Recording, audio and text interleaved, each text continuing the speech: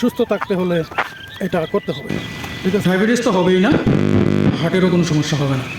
এটা আমার request. Hello guys, আমি চলে এলাম আবার একটা নতুন ব্লগ নিয়ে।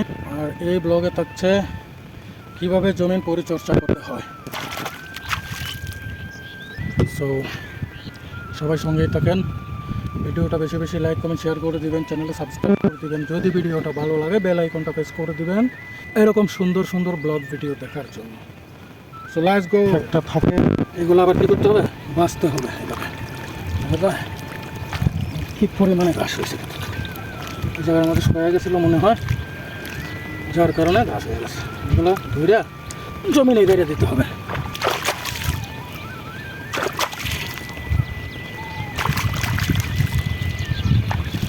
এগুলো ঘাস দেখেন, এগুলো ঘাস অনেক শক্তিশালী ঘাস, এগুলো বাঁচতে হবে। তারপরে গায়ে জমিনে ধান অনেক কাটা কাটা দিতে হবে, প্রতিদিন পানি দিতে হবে।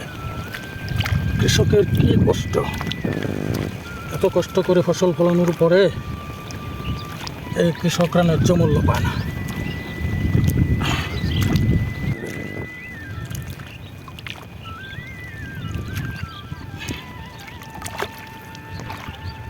কাজ শুরু করে দিয়ে যে দেখেন ঘাস, এই ঘাস আবার বাঁচতে হবে।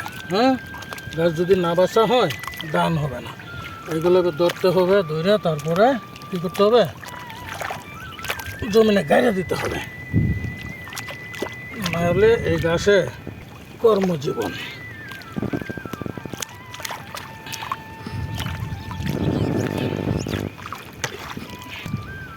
ঘাস হয়ে ভরে গেছে লোকের।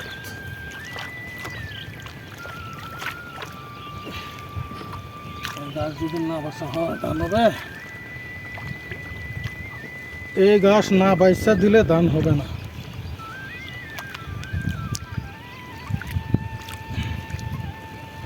কৃষি কাজ সবচেয়ে কষ্টের কাজ, সবচেয়ে কষ্টের কাজ হলো কৃষি কাজ।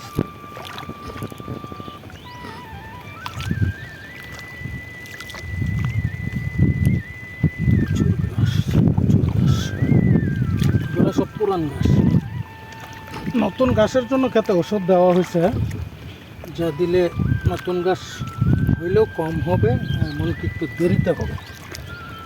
দেরিতে হইলে ধান গাছগুলো শক্ত এবং হৃষ্টপুষ্ট হয়ে যাবে, তখন আর নতুন গাছে তেমন একটা ক্ষয়ক্ষতি করতে পারে না। কোথা থেকে উঠে চলে আসছে ধান গাছটা, এক জায়গায় রেখে এটার পাশে হবে ইনশাল্লাহ। হয়ে লাগছে এটা এখন তো চিনতে পারেন কিনা গাইজ?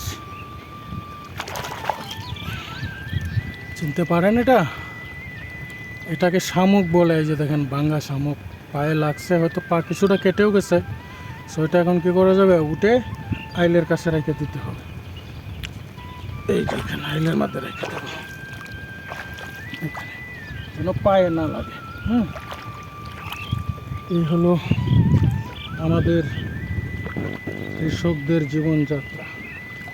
তখন আর ধান হবে না, শুধু কতগুলো খের হবে, যার কারণে এইটির পাইছে দিতে পুরোনো যে গাছগুলো আছে ওগুলো বাঁচতে হবে, নাহলে জমিন নষ্ট হয়ে যাবো। ধান হবে। কোনো গাছের ওষুধ আছে, কোনো ঘাস আপনার ওষুধ দিলে পচে যায়। এই ধান গাছগুলো শক্ত হইতে দেরি লাগবে, টাইম লাগবে। ঘাসের অ্যাকশনে এটা একটু পিছনে পড়ে যাবে। এই দুটা কোথা থেকে উঠে চলে আসছে।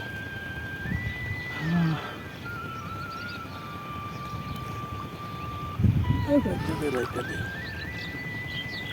ঠিক আছে।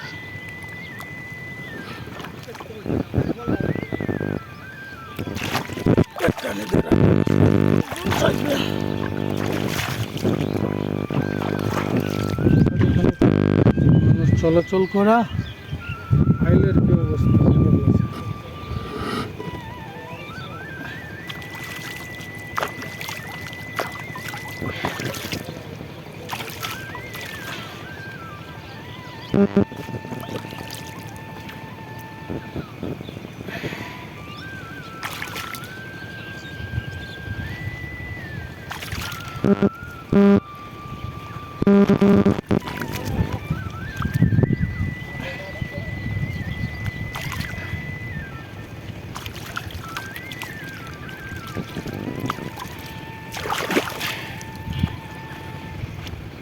প্রতিদিন যদি মাটিতে একটু হাঁটাহাঁটি করেন, ঘোরাঘুরি করেন, এই যে এতক্ষণ যে নোংরা মাটিতে হাঁটাহাঁটি করলাম, হাঁটাইলাম, চলাফেরা করলাম, হাঁটাকাটি করলাম, এটা সবচাইতে গুরুত্বপূর্ণ একটা উপকারিতা হচ্ছে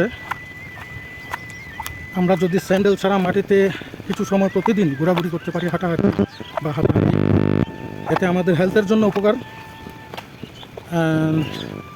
সবাই চেষ্টা করবেন এই মাটিতে অন্তত দিনে 2-4-10 মিনিট হলেও খালি পায়ে স্যান্ডেল ছাড়া হাঁটাহাঁটি করার জন্য। এটা আমার রিকোয়েস্ট বাংলাদেশের প্রত্যেকটা মানুষের প্রতি। সুস্থ থাকতে হলে এটা করতে হবে, ঠিক আছে?